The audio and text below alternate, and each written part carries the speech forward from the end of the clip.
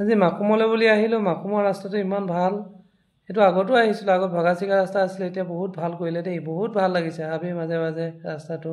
ইমান মুকলি পোৱা গাড়ী নাই মটৰ নাই ৰাতি আহিবলৈ কিন্তু বহুত ভয়ংকৰ হ'ব দেই ৰাস্তাৰ মাজে মাজে ইমান ভাল লাগে চাই থাকোঁ